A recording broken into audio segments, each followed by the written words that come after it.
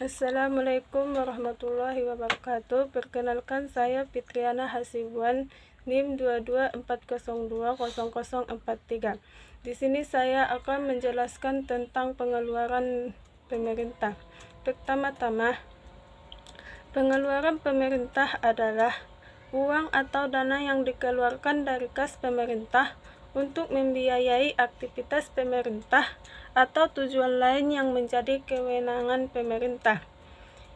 Dan saya akan menjelaskan yang pertama, yaitu dampak ekonomi atau tanggung jawab fiskal. Pengeluaran pemerintah mempengaruhi pertumbuhan ekonomi, inflasi, dan utang publik, sehingga membentuk stabilitas ekonomi dan distribusi kesejahteraan. Dengan mengalokasikan sumber daya secara strategis, pemerintah dapat mengoptimalkan layanan publik, infrastruktur, dan jaminan sosial, sehingga meningkatkan kesejahteraan dan produktivitas warga negara. Selanjutnya, menyeimbangkan pengeluaran dengan sumber pendapatan sangat penting untuk mencegah defisit kritis, utang, dan ketidakseimbangan ekonomi, serta menjamin kebijakan keuangan berkelanjutan dan kemakmuran jangka panjang. Dan yang terakhir, belanja pemerintah yang efektif mendorong pembangunan, mendorong inovasi, mengurangi kesenjangan sosial, mendorong ketahanan ekonomi dan kemajuan masyarakat. Selanjutnya, jenis pengeluaran, strategi alokasi.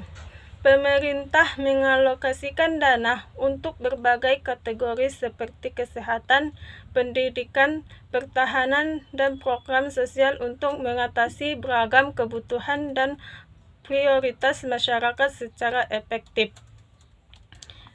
Selanjutnya, belanja modal melibatkan investasi jangka panjang di bidang infrastruktur, teknologi, dan pendidikan yang meletakkan dasar bagi pertumbuhan ekonomi berkelanjutan dan daya asing.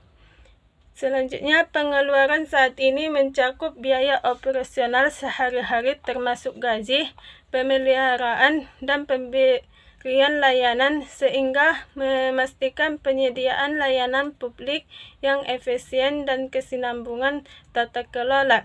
Terakhir, transfer dan subsidi yang ditunjukkan untuk membantu individu atau dunia usaha sangat penting untuk mendukung pendapatan, regulasi pasar, dan stabilitas ekonomi, serta memastikan kesejahteraan sosial, keseimbangan pasar. Yang ketiga, tantangan dan kritik. Akuntabilitas keuangan. Belanja pemerintah menghadapi tantangan dalam hal transparansi, akuntabilitas, dan efisiensi yang mengarah pada potensi penyalahgunaan, korupsi, dan pemborosan sumber daya publik, sehingga melemahkan kepercayaan dan kredibilitas pemerintah. Selanjutnya, para kritikus berpendapat bahwa pengeluaran yang berlebihan dapat memicu inflasi, mendistorsi mekanisme pasar, dan membebani generasi mendatang dengan utang yang tidak berkelanjutan, sehingga memerlukan pengelolaan fiskal yang hati-hati dan disiplin anggaran. Selanjutnya, pengaruh politik, lobby, dan kepentingan khusus dan mengacu prioritas belanja, membahayakan kesejahteraan masyarakat, mendistorsi kompetensi pasar, dan menumbuhkan kesenjangan dan inefisiensi. Terakhir, untuk mengatasi tantangan ini memerlukan mekanisme pengawasan yang kuat, praktik tata kelola yang etis, dan partisipasi masyarakat untuk memastikan alokasi dana publik yang bertanggung jawab, berdampak, dan adil. Hemat jam 9.25 posting Yang terakhir, tren masa depan.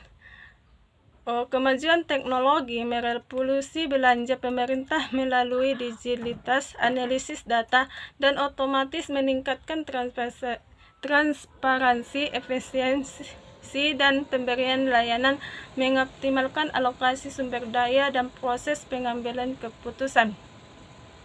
Bidang-bidang yang sedang berkembang seperti AI, blockchain, dan cloud menawarkan peluang untuk memodernisasi layanan publik, meningkatkan keamanan siber, dan menyederhanakan transaksi keuangan, mentransformasi mekanisme tata kelola.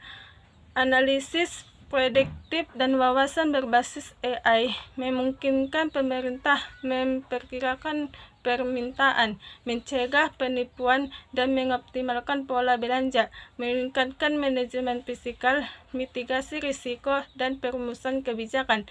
Dan yang terakhir, ketika teknologi mengubah tata kelola dan keuangan publik, para pembuat kebijakan harus beradaptasi dengan transformasi digital, pertimbangan etis, dan tantangan keamanan siber untuk memastikan pengeluaran pemerintah yang efektif, aman, dan inklusif di era digital.